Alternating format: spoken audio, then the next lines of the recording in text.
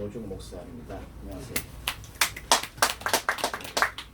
저는 목사지만 장례업에 종사하고 있습니다. 장례업에 대한 사업을 좀 하고 있고, 기도 제목은 장례식장 좀 해야 되겠다. 왜냐하면은 나중에 이제 제가 말씀을 드리겠지만 장례식장을 해야 될 이유가 있습니다. 현장에서 제가 경험한 많은 장례에 제가 좀 해야 될 어떤 사명, 다른 예를 들어서 무연고 장례가 꽤 많이 있습니다.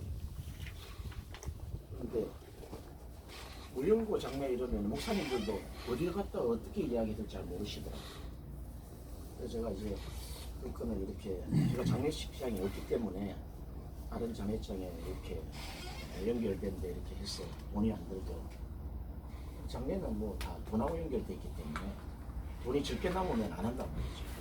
그래서 그런 부분에 좀 무연고 장례, 또 돈 없는 분들이 가볍게 갈 수 있는 장례, 뭐 그런 걸 목표 삼아 가지고 한번 장례식장을 해야 되겠다고 기도를 몇 년 차 지금 하고 있는데 하나님 꼭 열어주실 것 같습니다.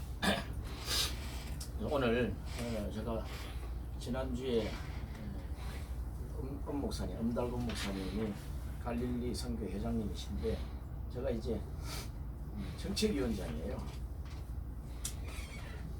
어느 첫날 모임에 갔는데 갑자기 뭐 정책위원장을 이렇게 맡기셔가지고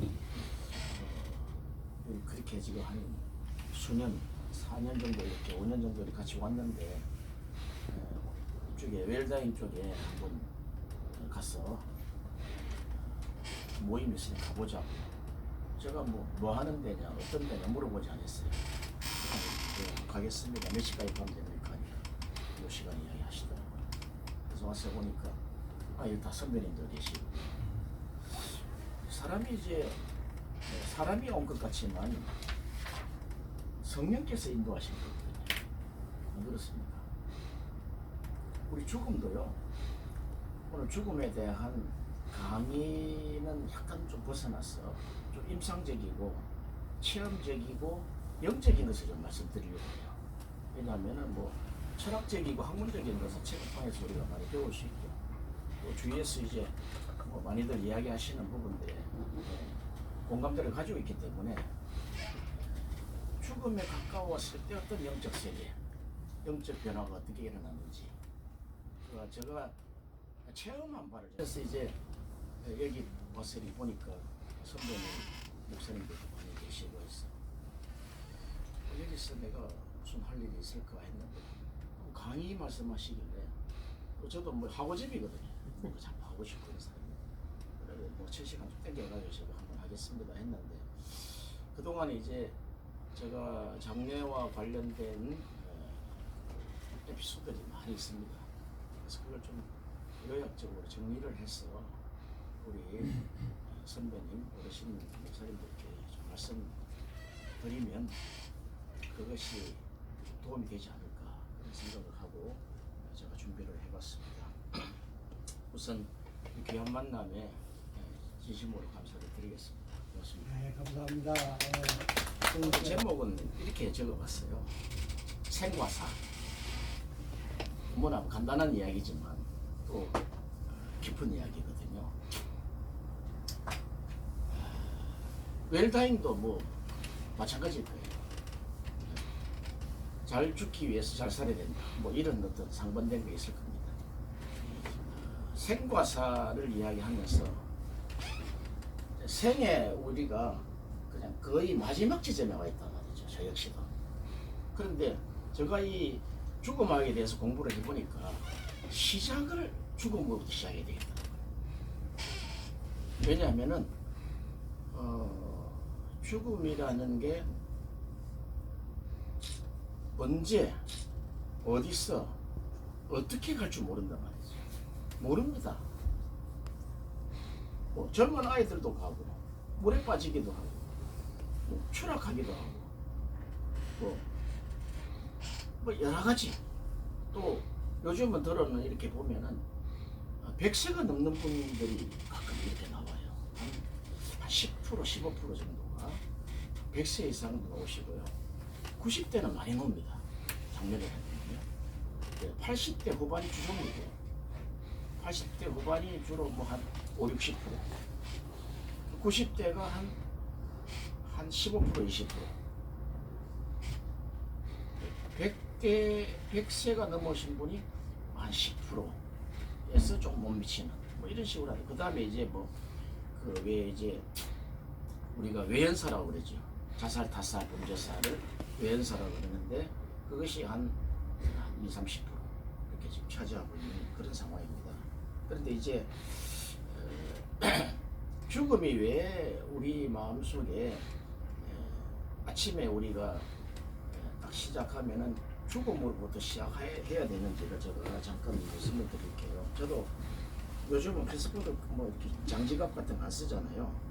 보면은 제가 그렇게 우리 가족 사진하고 아이들이 셋이 있어요.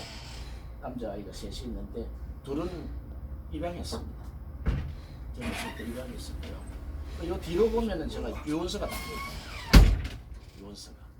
이 유언서를 제가 논문을 할 때 이제 안에 넣었던 내용인데, 그러면 제가 지갑료 하나만 있으면은 뭐 주민등록 있고 유언서 있으니까 그냥 저는 죽음이 준비돼서 아침에 출발한다 말이죠.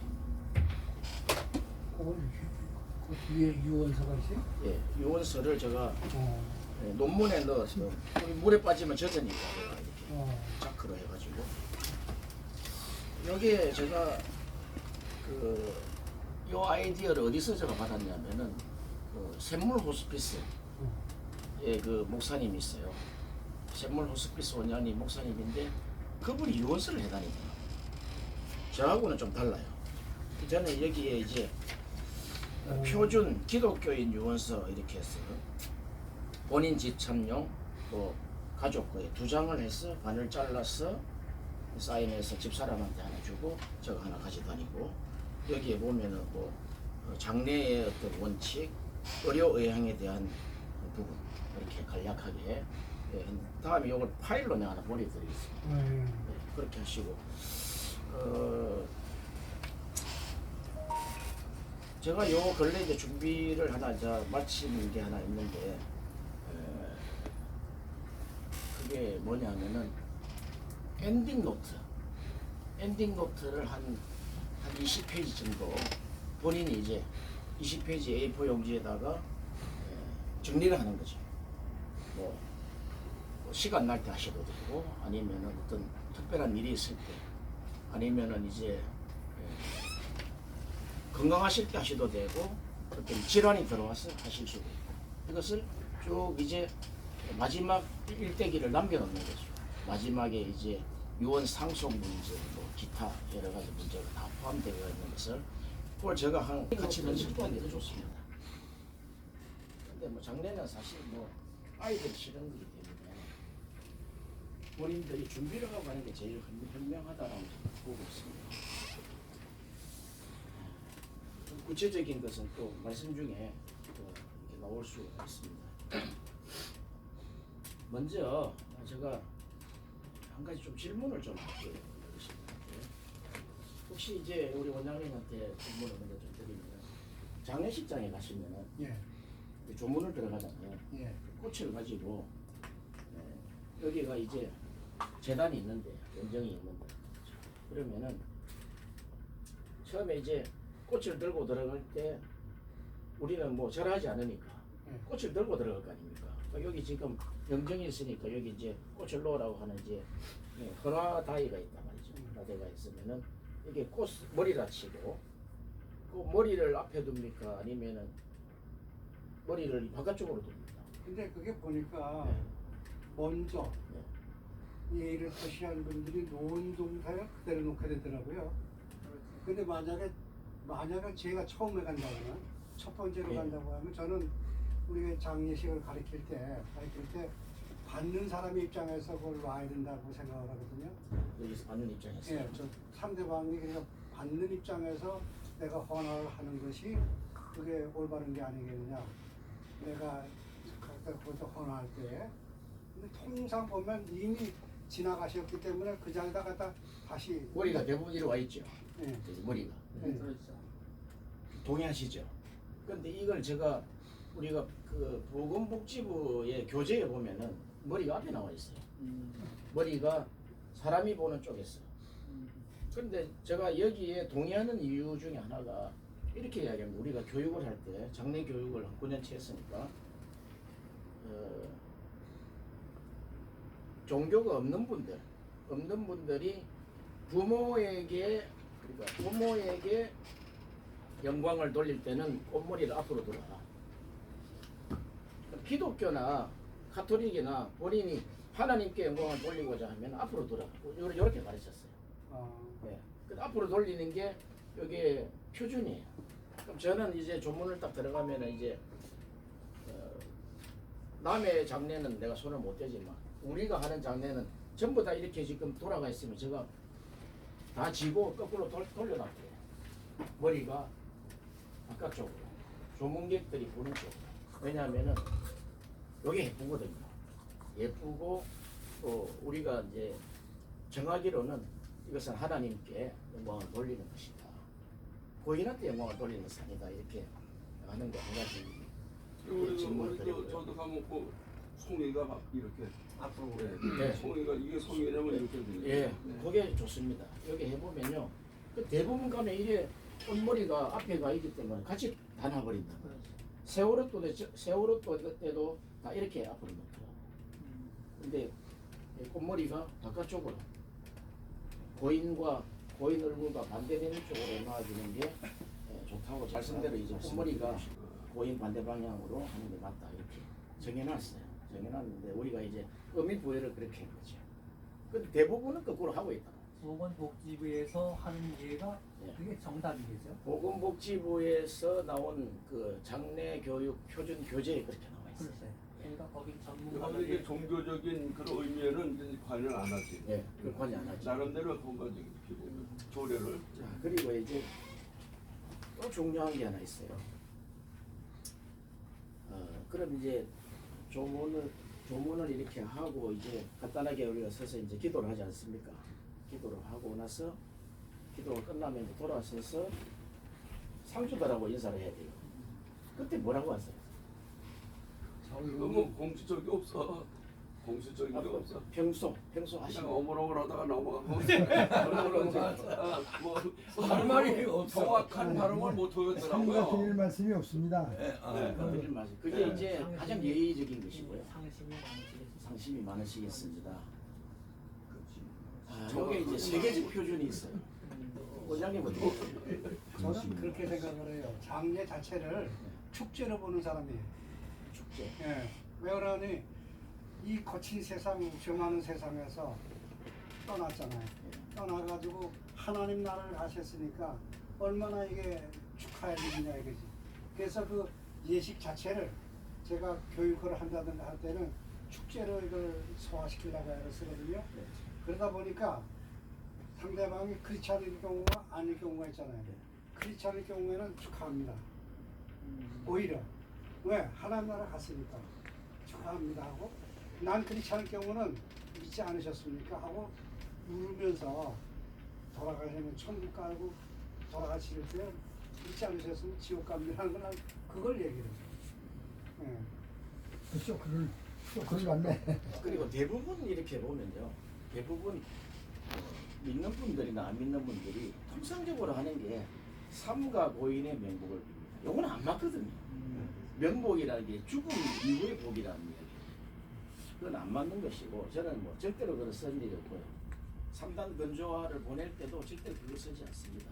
천국 환송 뭐 하든지 영생하시라 영생하소서 이렇게 하든지 이렇게 하는데 국제적인 표준어가 있어요.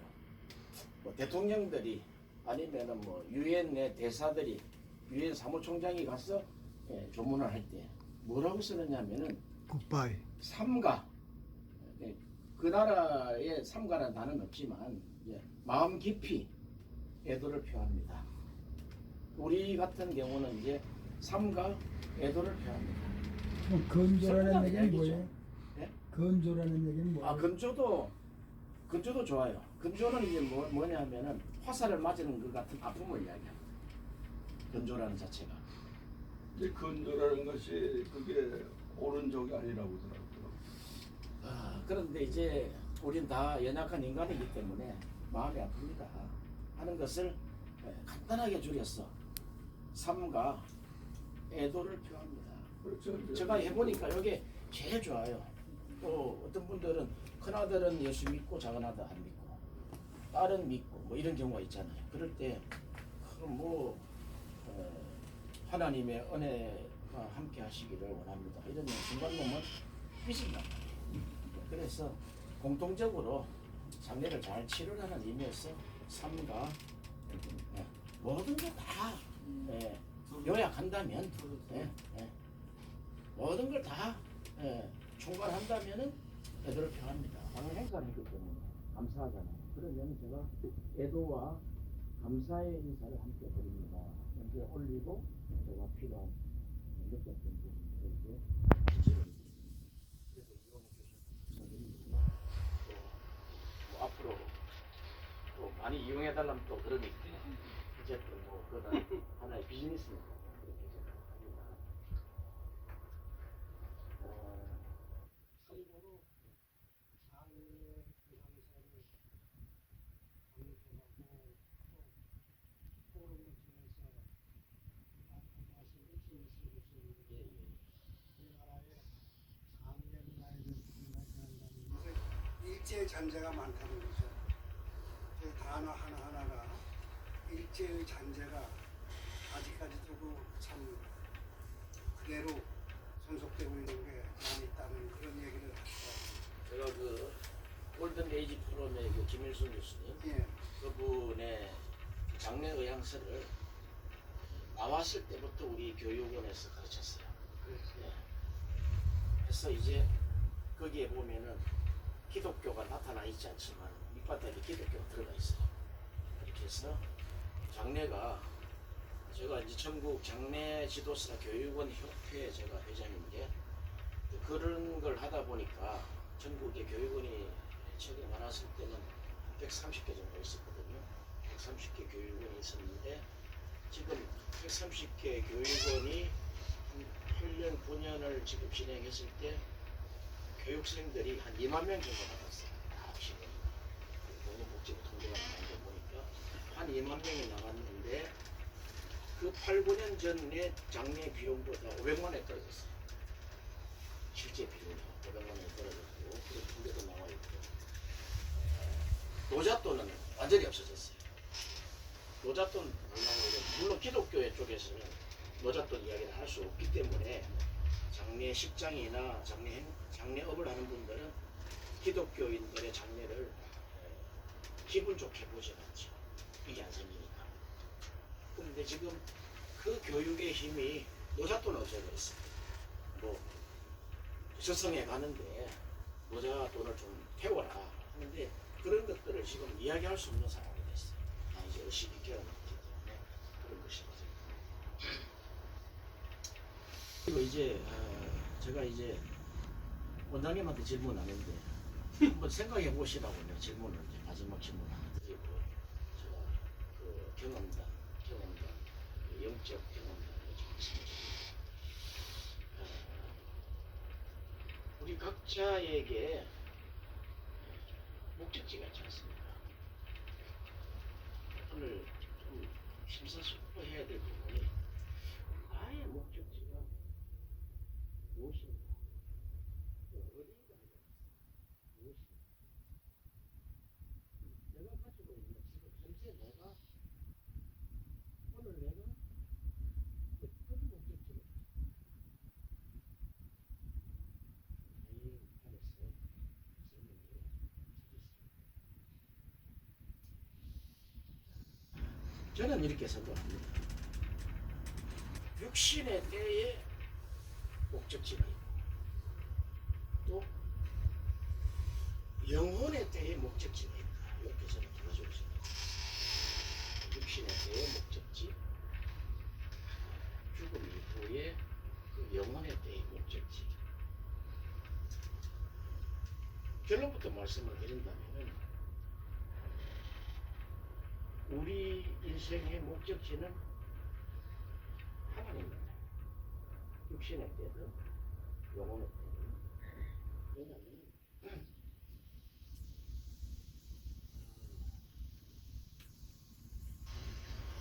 목사님들이시니까 성경을 잘 아시죠. 그리고 마태복음 6장 33절에 너희는 먼저 그의 나라와 그의 의를 추구하라 이렇게 적었습니다.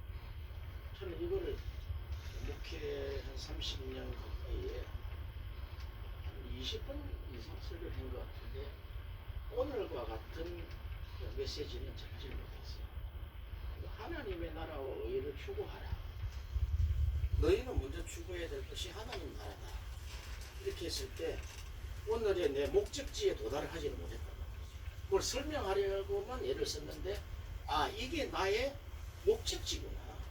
그러면 우리가 그러잖아요. 그럼 하나님의 나라가 어떻게 임합니까? 하니까 예수님이 말씀하실 때 여기도 아니고 저기도 아니고 너희 안에 임한다 그렇게 했다 말이죠. 그러면 그 하나님의 나라가 우리 안에 예수님과 함께 하나님 나라가 임하는데 아 이게 목적지구나. 우리 인생의 목적이구나. 그럼 하나님의 나라가 살아있을 때 또는 영혼의 때에 좀 확대해서 우리가 여기 말씀하신 낙원으로 들어간단 말이죠. 낙원도 하나님의 나라단 말이죠. 그럼 낙원에서 끝나느냐? 끝나지 않죠. 반드시 이 땅에 다시 와서 부활시키겠다 하셨단 말이죠. 그러면 우리가 성경에 나와 있는 우리 안에 낙원 또 더 나아가서 이제 뭐 조혁기 목사님은 그렇게 하시더라고요.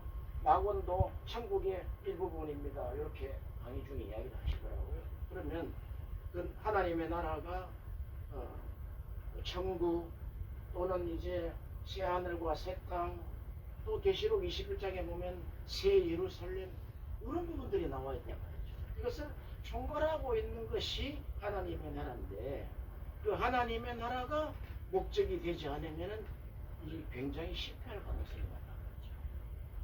영혼의 때에. 그래서 제가 너희는 먼저 그의 나라를 구하라. 이 말씀을 조금 더 깨달은 거죠. 그러면